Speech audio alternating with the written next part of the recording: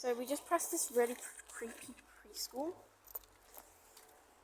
looking thing. Careful for stinging. I know. Which way do you want to go? That way. That's Carl. Oh well, we've been taken. So, my aunt has been to Belgrave Hall.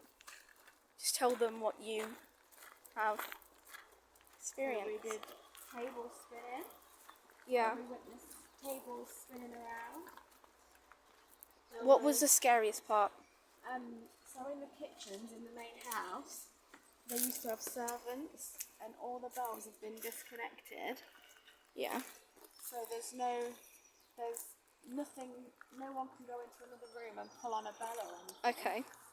And then when we was calling for a spirit to come through, the bells all started going off in the kitchen, and there's about 16 of them that are called to all different rooms. Looks like a shrine. It looks maybe like a Memorial. to some extent. Ooh. Oh God, I know.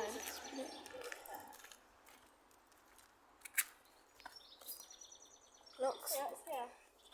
Okay. The monument garden. The wall dividing the herbaceous garden from the monument. This used to be this is how they used to get to the house. So the house sits back there, but from the street, Yeah. that this used to be Like a gate walkway to the house. Okay. Apparently you experienced a ghost touching you. Yes, I did. I thought it was somebody I was with. And then when I went like that, because it touched my back, she was stood there with her arms crossed, so it wasn't her. Yeah. Apparently there has been There's a been many tall sightings. black man. Yes. Spirit. Potentially a Servant. spirit of a servant. There are cooking, old style cooking aromas at night, at the dead of night. Apparently, you can smell like sweet stuff when you're in there. Get a view of the house. Go straight down. Yeah. Thank you.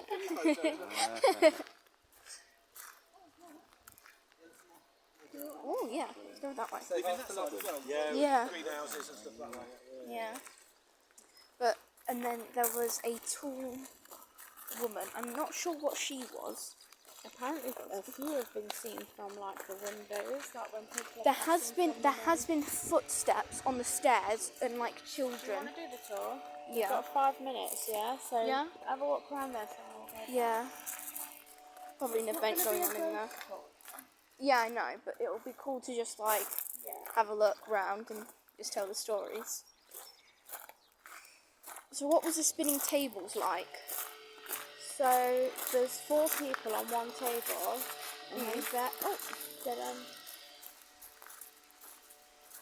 barely rest their fingers on the table. Almost like a Ouija board, almost like. Almost, but it's just a table, and their energy is supposed to be from the spirits, and then they ask the questions, and then there's a yes or no. And can we go down here? yeah, if you want. Just careful, they look like stingers to me. Right, closes a bit.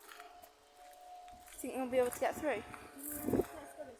Let's go that way, okay. Do you want to go back to the creepy preschool thing? Yeah, we're all doing it. Huh? We're all doing a bit. If you want to do the singing, it's only 2 Yeah. minutes. Go on, you're going for it. And so basically, there has also been like lots of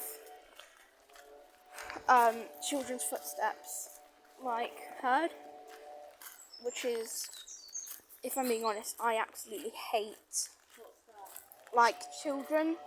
Oh, You know when it's children? Yeah. That's the scariest. Ooh. What is it?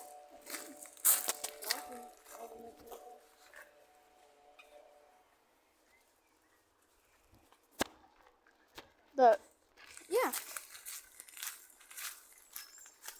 it's quite good actually, because there's barely anyone here apart from the workers.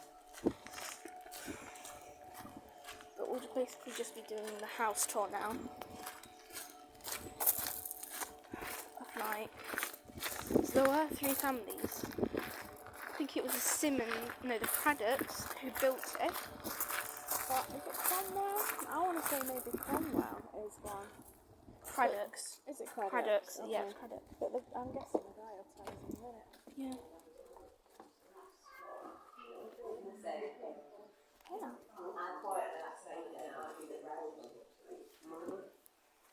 Huh? Yeah. Why? No, just going to chuck some money in there. Okay.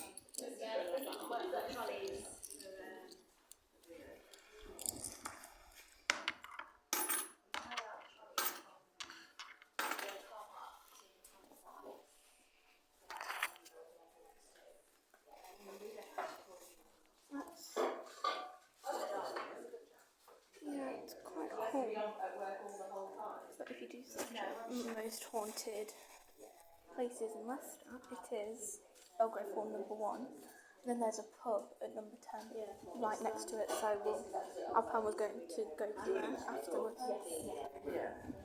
think it was everyone's here, so we'll start the tour. As it's a We're going to go look at the entire building as a whole because we've just seen the gardens. So yeah.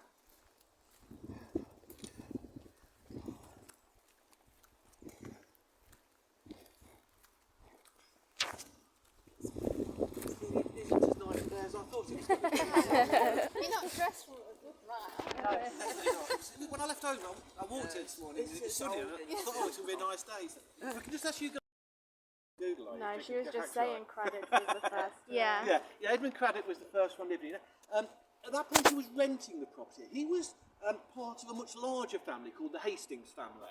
Now, if you look at anything to do with the history of Leicester, the Hastings family are all over it. They've owned pretty much every bit of Leicestershire at one time or another. And he was sort of offshoot of that family, and he was renting a property here. But then he inherited the property. And as soon as he owned it, he started to sort of remodel it. So he didn't knock it to the ground or anything, but he remodelled it. Now, if you look, we're very lucky to still have the original drain pipes and things. You can see at the top there, it's got 1713 on it. If you go round to the other side of the property, it's got 1709 on the ones on that side. Because what he did was, over a 4 or 5 year period, he remodelled the house. So really, from the point of view of what you're seeing, certainly the outside and most of the rooms inside really date back from that early 1700 period. So really you're looking at 320 years of history here. Now, when Craddock came here, he was a mill owner and a farmer. When he came here, this was really all there was in Belgrave. There was just a few farmers' cottages. It was very much a rural area. And so you really think of the rich family sort of moving out of the city. I mean, even today, the very wealthy in society don't tend to live in the centre of cities. They tend to live out in villages, rural locations. And that was very much the case with the Craddocks. Now, we're not talking super rich. We're not talking aristocracy. Really, you categorise it as sort of upper middle class.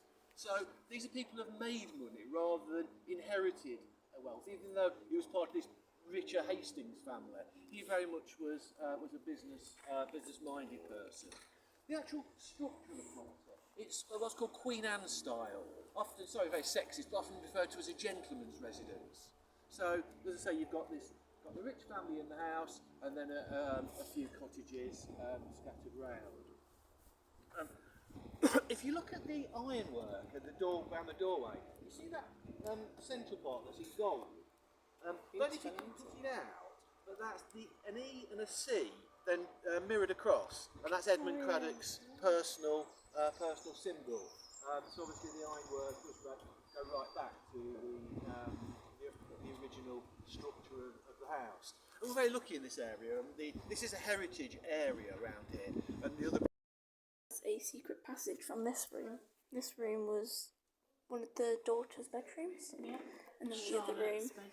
Charlotte's bedroom. Yeah.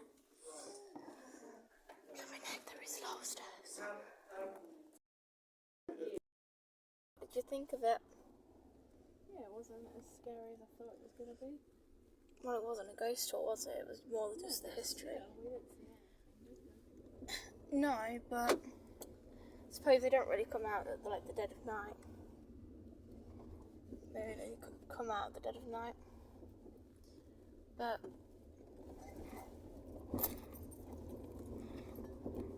This is all part of it as well. Yeah, we were just there, weren't we? Yeah.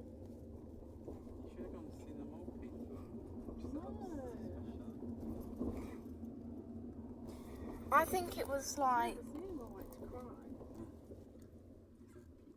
Yeah, he's so smiling and he's in his best suit. but I was actually very interested about the daughters. Yeah. Seemed to do a lot of good work. Yeah. Should have caught a picture of Charlotte's room, of Charlotte Ellis's room. Because in one of the corners of the room, we had, there was the little detector thingy went on. Didn't your mum and dad live around here? Yeah, opposite the telephone. Oh. You have to ask Nanny if she's seen him.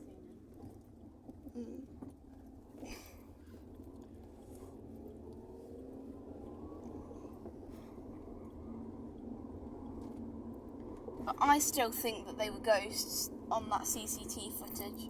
Yes. Because although people say that it was reflective jackets, I don't understand how they snapped in, snapped out, Yeah. even though because That's first of not all, the imagery though that I'm on about. I'll show you what I was on about. A woman in a window. but what I was saying, in the news report, lots of professionals say that it was people in reflective jackets. But first of all, you can't get reflective jackets for your whole body. Second of all, they just jumped out, jumped back in, which is very strange because the gate that we went through, you couldn't actually get through without it getting locked.